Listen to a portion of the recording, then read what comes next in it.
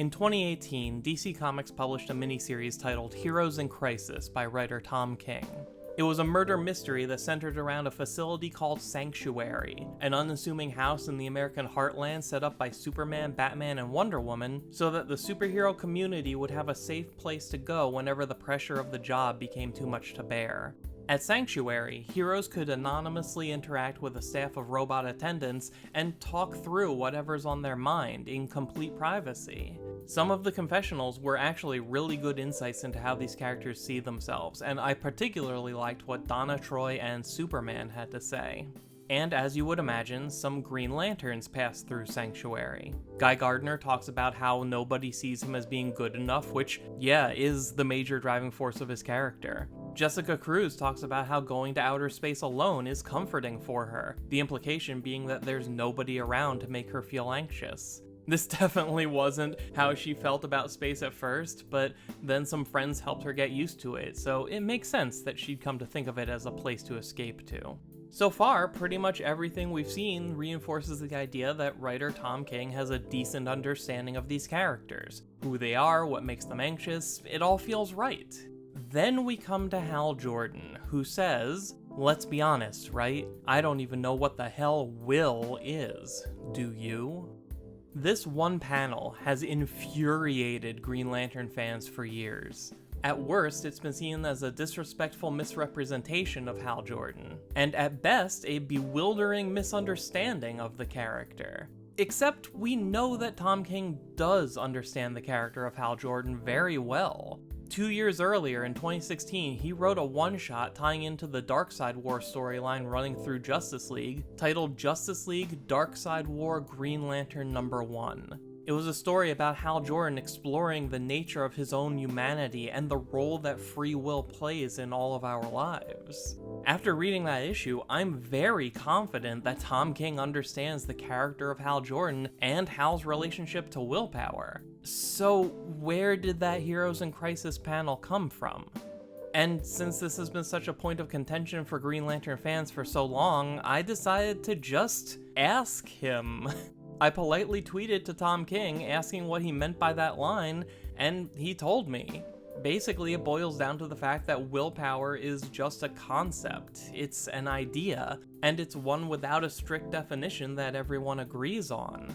There was a meme someone made in response to the Hal Jordan panel where they edited the text of Captain Atom's testimonial to say, "Let's be honest, I don't even know what atoms are." Because a Green Lantern not knowing what will is seems as ridiculous as Captain Atom not knowing what atoms are. But without realizing it, this person created the perfect example of why the Hal Jordan panel is fine. Because Captain Atom saying this about atoms is ridiculous, since atoms physically exist and are observable and can be tested, studied, cataloged, and definitively known and quantified. Willpower can't, because it only exists in the abstract. Again, willpower is just an idea. We take for granted the fact that Green Lantern rings are pieces of advanced alien technology, and I think we tend to forget just how advanced they really are. There is not a single member of the Green Lantern Corps, past or present, who knows how the rings work. They know how to interface with the rings, and they know how to recharge them, but that's it. Not a single one of them knows how the ring as a machine functions. The only exception is Ganthet, who joined the Green Lantern Corps for a short time, but that doesn't count since he's a Guardian, and the Guardians and their peers are the only ones who understand the inner workings of the rings. So when Hal Jordan fires up his ring, he's using a piece of equipment he knows nothing about that runs on a power source that can only be understood by going outside of the current limits of humanity's knowledge. And he gets along just fine because the ring has an incredibly intuitive user interface. So really, a ring is a device that doesn't require its user to understand very much at all in order to get the most out of it, and most of the time that suits everyone just fine. But there's only so much impossibility that someone can live through and live with. So of course it would bug Hal once in a while that he doesn't really know much about this thing that he relies on when facing down mad gods. This thing that's his only lifeline in the vacuum of space. This thing that has come to define so much of who and what he is. DC did attempt to sidestep this layer of complexity and ground the whole thing by introducing the concept of the emotional spectrum, which was immediately compared to the electromagnetic spectrum as a point of reference, because the electromagnetic spectrum is a real thing that people have some degree of understanding of, or have at least heard of. From there, it became all about how each emotional power interacts with the others, hope strengthening will while weakening greed, which drains will, and so on. And all of that provides enough structure that it can feel like this makes sense, like these powers have been explained, but they haven't been. Because you can sit there and tell me everything you know about how the emotional spectrum works. You can tell me every word ever printed about how Guardian technology works, and you still won't have explained how something that's purely conceptual can physically exist.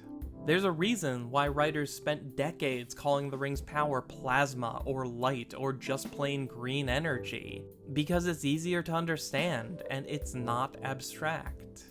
So when Tom King wrote Heroes in Crisis, he wasn't disrespecting Hal Jordan, and he wasn't showing a lack of understanding of Hal's character. He was just allowing Hal to have a brief moment of frustrated vulnerability about something that's probably always in the back of his mind as he soars across the cosmos to save the day.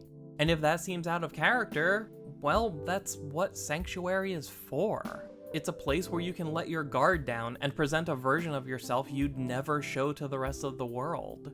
And all that means is that people are complicated. Maybe even more complicated than alien rings from outer space. What do you think of Sanctuary? Would you like to see it return in some form? Do you like having the opportunity to see these kinds of vulnerable moments from the world's greatest heroes? Tell me all about it in the comments section down below, and please consider subscribing to the channel if you haven't already, so you'll be able to see more videos like this one. Until next time, let me just say thank you for taking the time to watch. My name is Dan, we'll talk again soon.